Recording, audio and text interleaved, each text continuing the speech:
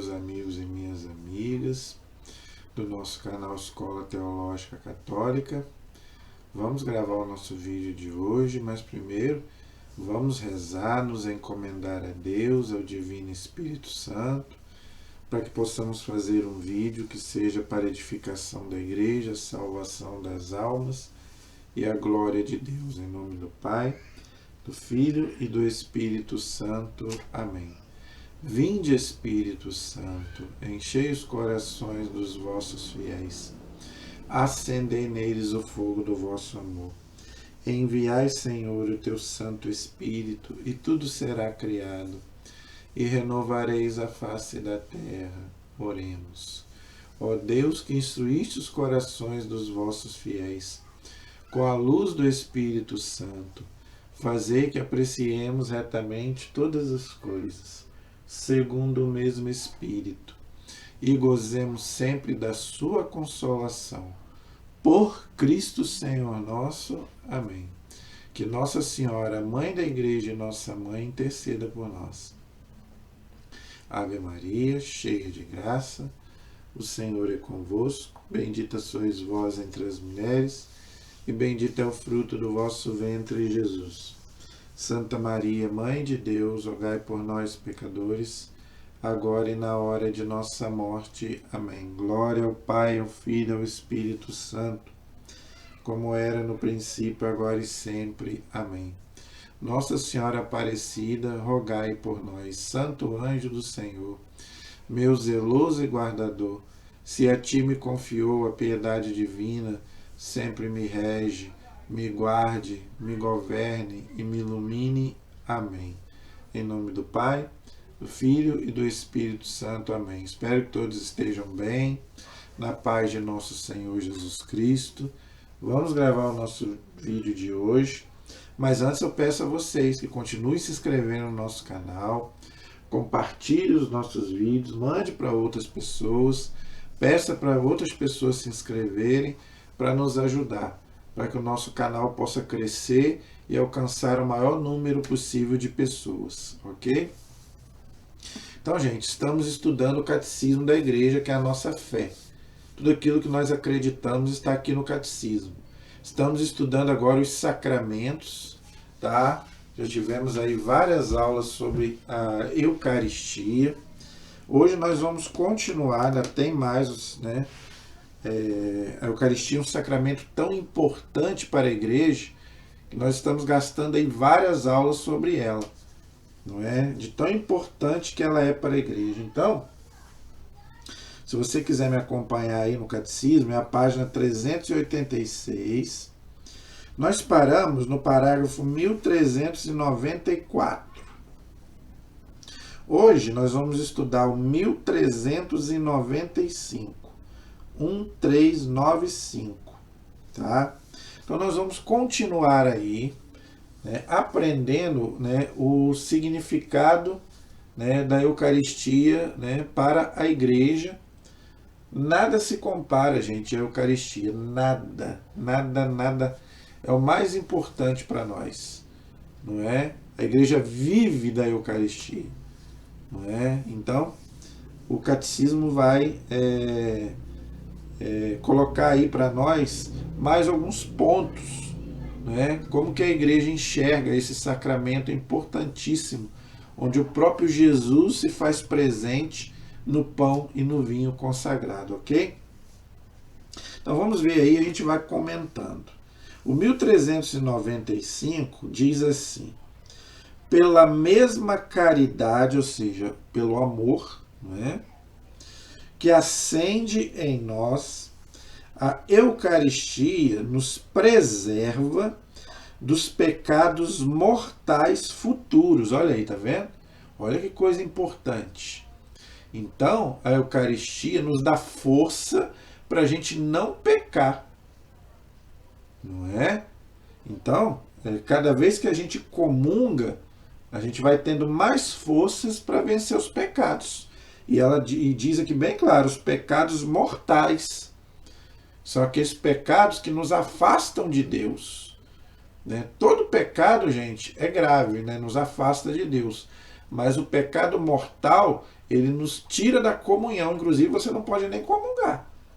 Se você comete um pecado mortal, como eu já venho explicando, para você comungar, você precisa primeiro se arrepender e se confessar. Ok? Então, a Eucaristia nos preserva dos pecados mortais futuros.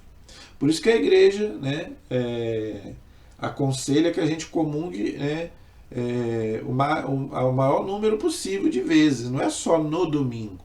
Domingo é obrigatório. Mas se você pudesse comungar todos os dias, seria uma benção. Ok? Quanto mais participarmos da vida de Cristo e quanto mais progredirmos em sua amizade, e não tem amizade maior do que a Eucaristia, né? Você e Jesus, não é?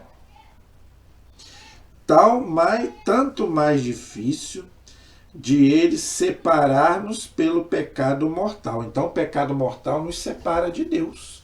Por isso que a igreja ensina que se a gente morrer em pecado mortal, a gente inclusive vai para o inferno. Não é? O pecado mortal, a igreja ensina isso. Nós vamos estudar isso, se Deus quiser, em moral. Se a gente for estudar a moral católica, nós vamos explicar sobre isso. Se a gente não se arrepender e morrer, o pecado mortal nos separa de Deus, ou seja, o inferno. O inferno é isso. É a gente se separar de Deus. Então a Eucaristia nos dá força para a gente nunca se separar de Deus pelo pecado mortal. Então ela nos preserva do pecado mortal. A Eucaristia não é destinada a perdoar pecados mortais. Isto é próprio do sacramento da reconciliação, ou seja, da confissão. Então, é o que eu expliquei. Para você receber a Eucaristia, se o pecado é mortal, você precisa passar pelo sacramento da reconciliação, ou seja, da confissão. Então eu só posso comungar o corpo de Cristo se eu me confessar antes, com o sacerdote, se o pecado é mortal. Ok? Então não é qualquer pessoa que pode receber o corpo de Cristo, não. Tá? Se ela tiver em pecado mortal, ela precisa se confessar antes. Agora, veja, né? Tem pessoas que não podem nem comungar e nem confessar. Por quê? Porque vão continuar no pecado. Porque para você receber a Eucaristia, você tem que estar vivendo de acordo com os mandamentos de Deus, com a graça de Deus. Então, tem gente que não pode nem comungar e nem confessar. Quem mora junto, quem é casado só no cartório. Por quê? Porque vai continuar pecando. Não é? Quem é homossexual, tem a prática homossexual, entendeu? Então essas pessoas não podem nem confessar e nem comungar. Ok? Infelizmente é verdade. É próprio da Eucaristia ser o sacramento daqueles que estão na comunhão plena com a igreja. Tá vendo? Então, você tem que estar em comunhão plena com a igreja. Então, para você receber a Eucaristia, você tem que ser católico, essa comunhão plena. Não é? Tem que ser o quê? Eu tenho que ser católico, não é? Tenho que ser batizado e preciso estar vivendo de acordo com a lei de Deus, ou seja, os mandamentos. Qual é a regra para mim saber se eu posso comungar ou não? É os 10 mandamentos. Se eu estou vivendo de acordo com os 10 mandamentos, eu posso comungar. Agora, se eu estiver infringindo algum mandamento, aí eu não posso comungar. Entendeu? Eu não posso receber Jesus na Eucaristia. Ok? Então, esse é o parágrafo 1395. Então, gente, se você pode se confessar, vá se confessar. Que aí você pode receber Jesus Eucarístico. Agora, se você não pode nem confessar nem comungar, é preferível você não comungar, mas você pode participar da missa. Você pode fazer o que a igreja chama de comunhão espiritual, porque não deixa de ir à igreja. Eu não vou na igreja porque eu não posso comungar, mas você pode participar da missa. Faça a comunhão espiritual. E peça a Deus para que você possa ajeitar a sua vida. Eu sou casado no cartório. Por que não casa na igreja? Aí você vai poder comungar. Eu sou casado, eu divorciei. Não é? Moro com uma outra pessoa. Entra no processo de nulidade do seu primeiro casamento. Às vezes o seu casamento pode ser declarado nulo, aí você pode casar com essa pessoa. Então, gente, às vezes a gente fica acomodado, não é? Se você fica acomodado, aí... eu sou homossexual. Mas se você tem a tendência homossexual, mas você não tem a prática, você pode comungar. Tá? Agora, se você tem a prática, você não pode comungar, você tem que viver na castidade. Tá? Então, é assim que a igreja ensina. E os casais de segunda união também, se quiserem comungar, têm que viver a castidade para sempre. Não é só um tempo, não. Tá? Até sair, né, o processo de nulidade do primeiro casamento. Aí casa, aí depois pode comungar. Ok? Então, esse é o parágrafo 1395. Agora, o 1396. A unidade do corpo místico, ou seja, a igreja. Tá? O corpo místico de Cristo é a igreja. E nós somos membros. Ok? A Eucaristia faz a igreja. Olha que frase bonita do catecismo. É a Eucaristia quem faz a igreja. Que sustenta, que dá força para que a igreja continue firme e forte. Que é o próprio Cristo, não é? Os que recebem a Eucaristia estão unidos mais intimamente a Cristo. É o que eu já expliquei. Não tem união maior, gente, do que a comunhão eucarística. Porque Jesus vem para dentro de nós, dentro do nosso corpo. Enquanto a hóstia está ali no nosso corpo, Jesus está presente fisicamente. Que é a união maior do que essa? É a união como se fosse a união do marido e da mulher no ato sexual. Eu já falei sobre isso. A igreja compara a união de Cristo na Eucaristia com a gente com o homem e a mulher num ato sexual, um casal casado. É a mesma coisa, tanto que a igreja ensina que um casal que tem uma relação sexual e vai para a igreja, ela pode comungar. Tem gente que pergunta isso. Eu posso ter relação com a minha esposa e ir para a igreja e comungar? Claro que pode, é a mesma coisa. A mesma comunhão que você tem com Deus lá, com Jesus na igreja, você tem com a sua esposa. O ato sexual é isso, é uma só carne. Jesus disse isso. Vocês são uma só carne no ato sexual. Ali, na Eucaristia, Jesus e nosso corpo também permanece em mim. Quem come a minha carne permanece em mim e eu nele. É uma só carne. Tá? Então a igreja compara o ato sexual entre um casal com a Eucaristia. Entendeu? Olha que coisa bonita. Um casal casado na igreja, tá? Quem é casado na igreja. Tá? Por isso mesmo, Cristo os une a todos os fiéis em um só corpo, a igreja, tá vendo? Então, pelo batismo, nós formamos um só corpo. Por isso que eu falo, gente, tá? Não tem esse negócio, eu quero Cristo, mas não quero a igreja. Tá errado, olha o que o catecismo está dizendo.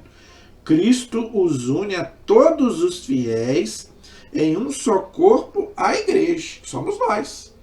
A igreja como instituição e os membros somos nós. São Paulo diz isso bem claro na carta aos Coríntios. Ok? Então não tem esse negócio de que eu quero Cristo, mas não quero a igreja. O católico, ele quer Cristo e quer a igreja. A comunhão renova, fortalece. Olha quantas bênçãos, quantos frutos a comunhão. A união nos renova, fortalece, aprofunda esta incorporação à igreja realizada já pelo batismo. Olha que coisa bonita. Então, no batismo a gente é incorporado à igreja. Para quê? Para que a gente possa se unir a Cristo na Eucaristia. Porque a igreja fala que esses dois sacramentos são importantíssimos. O batismo nos introduz na igreja, nos faz filhos de Deus, e a Eucaristia agora nos faz comungar, comunhão com esse Deus. Isso é bonito demais. No batismo, fomos chamados a constituir um só corpo. Olha que coisa bonita, tá vendo, gente? Lá na primeira carta aos Coríntios, capítulo 12, versículo 13. São Paulo explica isso bem claro. Tá? Então nós somos membros da Igreja de Cristo pelo batismo, e isso é reforçado na Eucaristia, que aí nós somos um só corpo também com Cristo. Ok? A Eucaristia realiza este apelo. O cálice da bênção que abençoamos não é a comunhão com o sangue de Cristo? O pão que participamos não é a comunhão com o corpo de Cristo? Já não há um único pão, Nós, embora muitos, né, porque a igreja ali somos uma assembleia, povo de Deus, somos um só corpo, visto que todos participamos deste único pão, ou seja, da Eucaristia. Então, 1 Coríntios capítulo 10, versículos 16 e 17. Leia esse texto lá, por favor. Anote esse texto aí, leia na sua Bíblia. 1 Coríntios 10, versículos 16 e 17. Então, na Eucaristia, nós participamos do mesmo pão, no único pão que é Cristo. Então, Cristo não se multiplica na Eucaristia, não, é um único pão. Tá? Só que ele, né, quer estar com cada um de nós, por isso que nós comungamos. Tá? Por isso que aquele milagre da multiplicação dos pães prefigura o milagre da Eucaristia. De um único pão, que é Cristo, ele alimenta aquela multidão inteira ali na igreja. Isso é muito bonito, gente. Isso que é chamada comunhão dos santos. A igreja da terra, a igreja do céu e a igreja do purgatório é uma igreja só. Né?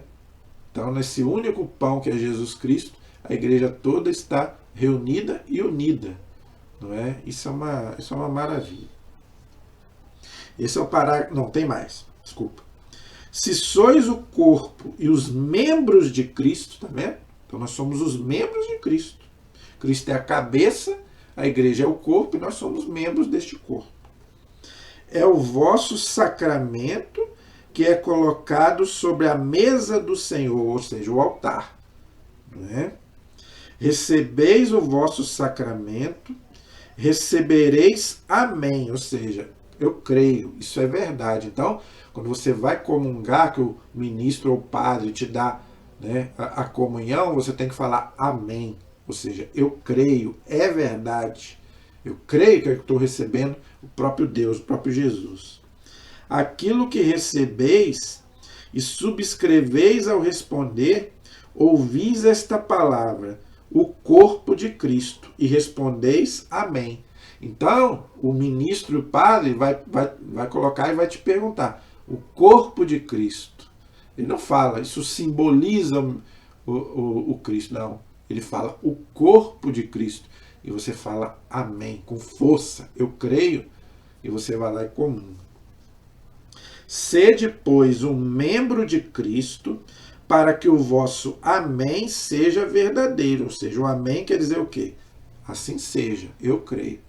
Tá vendo? Então tem que ser com força. Não é? Não, amém, eu creio. Não é? Então nós temos que ter uma devoção e uma fé muito grande a Jesus Eucarístico. Não é? Esse é o parágrafo 1396. Agora vamos para o 1397. A Eucaristia compromete com os pobres para receber, na verdade, o corpo e o sangue de Cristo, entregues por nós. Devemos reconhecer o Cristo nos mais pobres, seus irmãos. Está lá no Evangelho de São Mateus, no capítulo 25, no versículo 40. Então, gente, quando a gente recebe Jesus, a gente não pode ser egoísta, pensar só na gente. Claro, a primeira coisa que você vai fazer é o que a igreja chama de ação de graças. Eu e Jesus, então eu vou agradecer, vou fazer meus pedidos, não tem problema nenhum. Agora depois você tem que arregaçar as mangas, não é? Então agora eu tenho que ver Jesus no outro. Então eu tenho que, vamos dizer assim, demonstrar esse amor de Deus que Jesus demonstrou vindo ao meu encontro, que agora Jesus está dentro de mim. Então eu tenho que passar ao quê? A praticar as virtudes, né? Ou seja, eu tenho que praticar o bem, a caridade. É o que São Tiago fala, as obras, porque a fé sem obras é morta. Então a primeira coisa que eu tenho que fazer é ver Jesus Cristo no outro. Tá? Principalmente, por que ele fala aqui nos mais pobres? Porque é aqueles que mais necessitam, mas não é só nos pobres. Não é isso que a igreja está dizendo. Tá? A igreja citou aqui os pobres porque os pobres têm mais necessidade, mas é todos aqueles que precisam de nós. Não é? Sejam assim, e eu não estou falando só, aqui não está falando só de dinheiro não, tá, gente? Essa caridade aqui que o catecismo está dizendo não é só material não, é espiritual também, muito mais espiritual do que material, também material, Se você puder ajudar, isso aí é uma bênção. Né? Tudo que você puder fazer para ajudar, para melhorar a vida do seu irmão, você deve fazer. Mas também levar a parte material, mas levar também a parte espiritual, porque nem só de pão vive o homem, mas de toda a palavra que sai da boca de Deus. Então eu levo o bem material, mas eu também tenho que levar a parte espiritual, tenho que levar Deus para as pessoas. Né? E principalmente, é o que o catecismo está dizendo, e o padre Léo gostava muito de falar, eu tenho que enxergar Jesus no outro. Aquele meu irmão ali é meu irmão em Cristo. Né? Ele é um filho de Deus. Isso é caridade. Por isso que a igreja diferencia caridade de filantropia. Caridade é eu ver Jesus no outro. Então eu vou ajudar por quê? Porque ele é meu irmão em Cristo, é um filho de Deus, como eu. Isso é caridade. Ok? Agora filantropia qualquer um pode fazer. Até um ateu pode fazer. Entendeu? Degustaste o sangue do Senhor e não reconheces sequer o teu irmão, desonras esta própria mesa, não julgando digno de compartilhar do teu alimento aquele que foi julgado digno de participar desta mesa. Deus te libertou de todos os teus pecados e te convidou para esta mesa. E tu nem mesmo assim te tornaste mais misericordioso? É um texto de São João Crisóstomo, um padre lá do começo da igreja. Então não tem cabimento você participar da mesa do Senhor, da mesa eucarística, não é? E você fechar os olhos para as necessidades do seu irmão. Lembra que Jesus disse lá no Evangelho? Cada vez que você faz uma caridade para um irmão, é a ele que você está fazendo. Então, se você continua comungando, se você é uma pessoa egoísta, que só quer saber de você, não é? Então, aí não. Aí você está dando um contra-testemunho. Tá? Não é isso que Jesus quer. Jesus quer que nós sejamos misericordiosos. Né? Então, não tem cabimento o cristão, né, que participa da mesa do Senhor, não é? Ele negar uma ajuda àquele que está passando necessidade. Então, por isso que a gente precisa, gente, trabalhar, né, numa pastoral, trabalhar num grupo de oração. Não é? Então a gente precisa fazer alguma coisa para Deus. Entendeu? Alguma coisa para quê? Para que as pessoas vejam que realmente aquilo ali, a Eucaristia, realmente dá frutos em nós, que nós somos pessoas melhores. E a palavra de Deus diz uma coisa bem pesada. A caridade cobre uma multidão de pecados. Está lá na palavra. Né? Então, cada vez que você ajuda uma pessoa de bom coração, né, você começa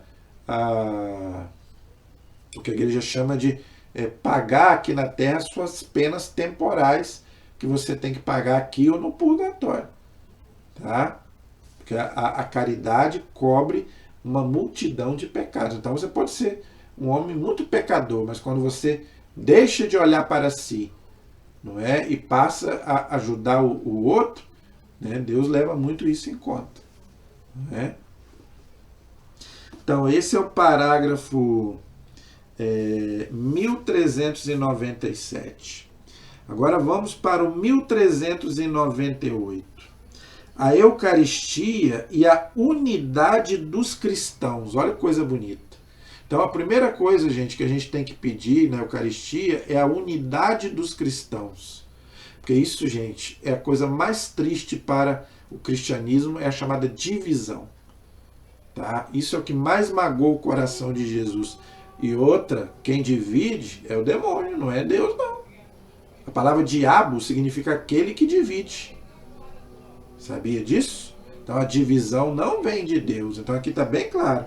A Eucaristia e a unidade dos cristãos. Então a primeira coisa que a gente deve pedir na Eucaristia é que aconteça o mais rápido possível, né, a união entre os cristãos, que sejam um só rebanho, uma só fé, um só Senhor. E isso está lá na palavra. Está na carta aos Efésios, capítulo 4, versículo 4. Haverá um só rebanho e um só pastor. Como era no começo da igreja. No começo da igreja era assim. Né? Todo mundo era unido. Tanto que São Paulo, né, quantas vezes veio aqui em Jerusalém para conversar com Pedro, os apóstolos, encontrar com eles na igreja primitiva. Diz lá que eles eram um só coração e uma só alma. Não é? Então, quer dizer, não tinha divisão no cristianismo. Infelizmente, depois passou a haver essa divisão aí entre os cristãos. Então, a Eucaristia é para quê? Para nos unir. Tá? Diante da grandeza deste mistério, Santo Agostinho exclama, os maiores teólogos da igreja, né, gente? Santo Agostinho. O sacramento da piedade, o sacramento da unidade, o vínculo da caridade, ou seja, do amor. Não é? Então, gente, não tem cabimento a gente comungar e não ter esse desejo, né, de amar as pessoas, né, amar a natureza, amar a Deus, não é? E buscar essa unidade entre nós, entre os cristãos, entre a família. É o que eu já falei aqui outras vezes. Não tem cabimento você receber a Eucaristia estando brigado com alguém. Isso é um contra-testemunho. Quanta gente fica brigado com alguém e vai comungar? Não, gente, aí não. Jesus falou, vai lá, reconcilia com teu irmão, depois você vem e comunga. Depois você vem apresentar a sua oferta a Deus. Entendeu? Não tem cabimento você receber Jesus Eucarístico e estar de mal com alguém. Isso é um absurdo. Quanto mais dolorosas se fazem sentir as divisões da igreja, olha aí, tá vendo? Que rompem a participação comum à mesa do Senhor. Tanto mais prementes são as orações do Senhor, para que voltem os dias da unidade completa de todos os que creem. Gente, leia João capítulo 17, você vai entender o que São Paulo está dizendo aqui, Santo Agostinho. O que ele está dizendo aqui. A igreja reza para que aconteça o mais rápido possível essa unidade entre os cristãos. Jesus, lá no capítulo 17 de São João, ele reza para que todos sejam um. Todos os cristãos sejam uma família. Nós somos a família de Deus. Está lá em Efésios 2:20. Tá? Então, a pior coisa que existiu na história do cristianismo e da igreja é a divisão. Que não é culpa de Deus, é culpa do demônio. Então, gente, vamos rezar. Vamos rezar o mais rápido possível para que aconteça essa volta, não é? Dessa unidade. E o Concílio Vaticano II, ele pediu muito isso. Muita gente critica o Concílio Vaticano II, mas o Concílio Vaticano II foi uma bênção, foi uma maravilha. E ele pediu muito essa abertura, não é? Para que a gente reze e busque essa unidade entre os cristãos. Não é? Já tem um diálogo, graças a Deus, nós já temos um diálogo com os ortodoxos, com os protestantes, mas ainda está longe de conseguir essa reconciliação. Mas vai acontecer, porque a palavra de Deus se cumpre. A palavra de Deus se cumpre. Está lá bem claro, haverá um só rebanho, um só pastor, uma só fé, um só batismo. Não é? Então, vamos rezar. Vamos rezar porque isso vai acontecer. Porque a palavra de Deus não mente. Deus é fiel. Esse é o parágrafo 1398. Agora vem o 1399. Tá? As igrejas orientais, ou seja, os ortodoxos, tá? Que não estão em comunhão plena com a Igreja Católica, ele está se referindo aí, gente, às igrejas ortodoxas, que eu já fiz um vídeo aí há pouco tempo sobre as diferenças entre a Igreja Católica e as igrejas ortodoxas. Eles não obedecem ao Papa, eles são católicos, tá? Eles professam a fé católica, mas eles têm algumas divergências doutrinárias com os católicos e eles não obedecem ao Papa. Eles têm lá o patriarca de Constantinopla, não é? Que é o chefe de cada... eles são independentes. Cada igreja ortodoxa tem o seu chefe, o seu patriarca. Diferente da igreja católica, que só tem um chefe, né? que é o Papa sucessor de Pedro. Ok? Então, o catecismo está se referindo aqui à igreja ortodoxa. Tá? As igrejas orientais que não estão em comunhão plena com a Igreja Católica celebram a Eucaristia com um grande amor. Olha só que interessante. Então, por isso que eu falo, eles são católicos, eles não são protestantes, eles são católicos, eles têm a Eucaristia, tá? Os sacramentos lá são válidos, eles têm os sacramentos porque eles têm sucessão apostólica. Os bispos da Igreja Ortodoxa vieram dos apóstolos, como os nossos bispos também, não é? Da Igreja Católica Apostólica Romana. Tá? Só que, infelizmente, eles não obedecem ao Papa. Ok? Mas a Eucaristia lá é válida. E eles têm um grande amor pela Eucaristia, como nós também os temos. Essas igrejas, embora separadas, têm verdadeiros sacramentos. Então, todos os sacramentos na Igreja Ortodoxa são válidos. Ok? Principalmente em virtude da sucessão apostólica, o sacerdócio e a Eucaristia. Então, para ter Eucaristia, tem que ter o sacramento da ordem. Tá? Então, como eles têm o sacramento da ordem, eles têm, né, a sucessão apostólica, então os sacramentos lá são válidos. Ok? Que as unem intimamente a nós. A nós quem? A nós católicos apostólicos romanos. Então, por isso que eu falei, quando eu fiz um vídeo sobre a Igreja Ortodoxa, eu expliquei que a Igreja tenta unir, né? A Igreja está tentando muito unir novamente os católicos com os ortodoxos. Os papas tentaram muito isso. João Paulo II, Bento XVI, né? O próprio Papa Francisco, né?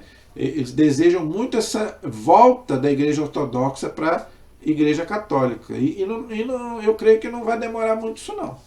Porque, como eu falei, são poucas diferenças, e são diferenças mais até políticas do que doutrinárias. Não tem muita questão doutrinária, são coisas secundárias, que eu já expliquei no vídeo. Tá? Então a igreja preza muito, né? A igreja tem um diálogo fortíssimo com os ortodoxos. Inclusive eles que cuidam lá na Terra Santa, dos lugares lá onde Jesus nasceu, morreu, os ortodoxos é quem cuida. Então nós temos um diálogo muito forte, e a igreja reza muito para que aconteça essa unidade entre os ortodoxos e os católicos. Por isso, certa comunhão na Eucaristia é não somente possível, mas até aconselhável em circunstâncias favoráveis e com a aprovação da autoridade eclesiástica, ou seja, do Papa. Tá? Então, gente, quando eles aceitarem o Papa como chefe da Igreja Universal, aí pronto, aí vai voltar aquela união plena, né, que existia até o ano 1054, quando houve essa ruptura entre católicos e ortodoxos, ok? Agora, veja, nós católicos não podemos participar na Igreja Ortodoxa, tá? Ah, mas se lá é válido, se eles têm Eucaristia, se eles amam a Eucaristia, por que eu não posso participar? Porque eles estão brigados com a Igreja ainda. Eles não obedecem ao Papa. Tá? Então, eles ainda é válido, mas não é lícito. Tá? Uma coisa é ser válido, outra coisa é ser lícito. Nós temos que participar na Igreja Católica Apostólica Romana. E os ortodoxos participam lá na Igreja Ortodoxa. Não pode ainda haver essa união, porque eles ainda não aceitaram o Papa como o pastor universal da Igreja. Ok? Então, enquanto eles não aceitarem o Papa, o próprio catecismo da Igreja, que eles também ainda não aceitam, né? Então, eles têm a própria doutrina deles, né? O Código de Direito Canônico. Né? Então, eles têm algumas diferenças, não é, de doutrina em relação à nossa igreja. Ok? Então, a gente não pode participar de uma missa. Né? Se eu participar, vale. Se eu for lá numa missa ortodoxa e eu receber a Eucaristia, eu recebi Jesus. Tá? Mas não é lícito. É válido, mas não é lícito. Eu estou desobedecendo a igreja, porque a igreja pede para a gente não participar, porque eles ainda estão brigados com o Papa. Ok? No dia que eles aceitarem o Papa, aí sim. Aí nós vamos poder participar nas igrejas ortodoxas, que vai ser uma igreja só. Ok? Igreja católica. Tá bom? Então, esse é o parágrafo 1399. Agora, 1399.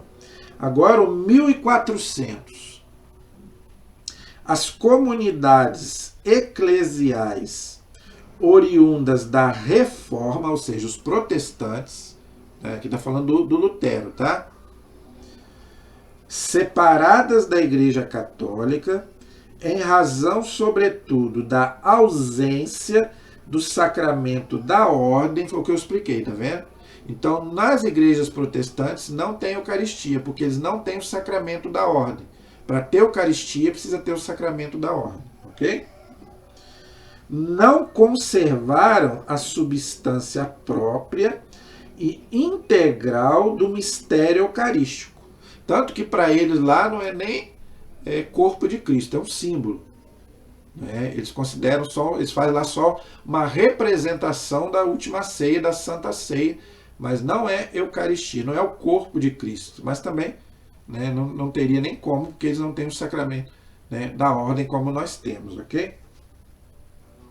Por este motivo, a intercomunhão eucarística com essas comunidades não é possível para a Igreja Católica. Então, se a gente não pode participar nem na Igreja Ortodoxa, muito menos nos protestantes, tá, gente? Isso aí com todo o respeito, com todo o amor, tá? Estou falando aqui com todo o amor do mundo aos nossos irmãos protestantes, que eu tenho muitos amigos, até parentes, alguns parentes, que são protestantes, eu os amo com todo o coração, não vamos ficar com raiva, nem brigando, nada disso.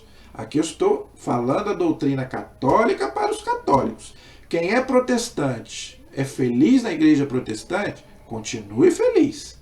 Tá? Eu estou dizendo que nós católicos não podemos participar de uma ceia protestante, porque para nós é Eucaristia, para eles não é. Ok? Então não adianta nem convidar. Eu, ainda mais que graças a Deus ninguém me convidou, nem precisa que eu não participe, porque não é lícito, não é válido para nós participar na igreja protestante, ok? Beleza. Não vamos brigar por isso. Então não é possível para a igreja católica participar das igrejas protestantes. Todavia, essas comunidades eclesiais, quando fazem memória na Santa Ceia da morte e da ressurreição do Senhor, professam que a vida consiste na comunhão com Cristo e esperam sua volta gloriosa. Olha que bonito. Então a igreja reconhece que eles têm uma boa intenção. Eles fazem lá, né, do jeito deles, lá uma memória lá da ceia de Jesus, mesmo não sendo a nossa Eucaristia, que não tem o sacramento da ordem. Mas a igreja valoriza a celebração deles. Não está dizendo que é falsa. Para eles é válido. Para eles não tem problema nenhum. O protestante pode participar tranquilamente. O católico não pode participar lá. Mas o protestante não tem problema. A igreja reconhece, né, que eles têm boa intenção quando fazem lá a ceia do jeito deles. Mas não é a mesma coisa do que nós. Para nós não. Para nós é Eucaristia, é o corpo de Cristo. Tá? Para eles não. Para eles é só uma memória, só uma simbologia. Ok? Esse é o parágrafo 1400.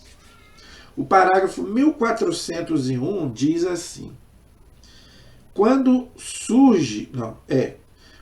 urge uma necessidade grave a critério do ordinário, ou seja, do padre, né, que é quem ministra a Eucaristia, os ministros católicos podem dar os sacramentos da Eucaristia, da penitência e da unção dos enfermos a outros cristãos que não estão em plena comunhão com a Igreja Católica, mas que os pedem espontaneamente. É preciso, então, que manifestem a fé católica no tocante a esses sacramentos e a que apresentem as disposições exigidas. Então, o que o catecismo está dizendo? Tá? Que se uma pessoa se converte à fé católica, ela vem de uma outra religião, por exemplo, se ela vem da igreja protestante, se ela professa a fé católica, não, eu agora, né, eu vim de uma outra igreja, de uma outra religião, não é só protestantismo não, espiritismo, qualquer outro. Então, se essa pessoa vem de uma outra religião e ela fala, não, agora eu quero ser católico e quero professar a fé católica, não é? Aí ela faz uma confissão, porque ela ficou muitos anos na outra religião, seja ela qual for, aí ela vai se confessar, aí ela vai se preparar para receber a comunhão e os outros sacramentos. Em perigo de morte, ela pode até receber a unção dos enfermos, se ela foi batizada. Se a pessoa foi batizada, ela pode receber até a unção dos enfermos também em perigo de morte. Tá? A primeira coisa que a igreja vai analisar é o batismo dessa pessoa. Quem vem de outra religião, a igreja, a primeira coisa, vai ver se ela é batizada. Se ela já foi batizada, que ninguém pode receber nenhum sacramento sem ser batizado. Tá? Se foi batizado numa igreja protestante, a igreja vai analisar como que foi esse batismo. Tem algumas igrejas que a igreja aceita o batismo, na igreja protestante. Tá? Tem algumas que não. Aí cada igreja é uma, porque são muita gente. Protestantismo são várias igrejas, então, né, e isso tem acontecido muito, graças a Deus, louvado seja Deus. Eu tenho recebido muitos alunos de outras igrejas. Então, a primeira coisa que a gente pergunta, é batizado? A igreja vai analisar se o batismo dele foi válido. Se foi válido, aí não precisa batizar de novo. Agora, se não, né, porque tem batismo que não vale, mas tem alguns que valem. Tá? Então, aí se ele foi batizado, aí ele professa a fé católica, não é? Aí ele pode receber os outros sacramentos, inclusive a Eucaristia, mas é claro, aí ele vai ter que fazer o que a igreja chama de catecumenato. Não é? É o que eu faço, preparo as pessoas para fazer a primeira comunhão e o crisma. Né? Então, no caso, a pessoa precisa passar por um estudo da fé católica. E se tiver em perigo de morte, pode até também receber a unção dos enfermos. Ok? Se ela se confessar, não é? E for batizada, se confessar, ela pode receber a Eucaristia e a unção dos enfermos. Ok? Então, gente, paramos aí no parágrafo 1401. Na próxima aula, a gente vai terminar o sacramento da Eucaristia. Se Deus quiser, com a graça de Deus, na próxima aula, a gente vai, se Deus quiser, terminar o sacramento da Eucaristia, ok? A nossa proteção está no nome do Senhor, que fez o céu e fez a terra. Estivemos e permaneceremos unidos em nome do Pai, do Filho e do Espírito Santo. Amém. Deus abençoe a todos. Até o nosso próximo programa, se Deus quiser.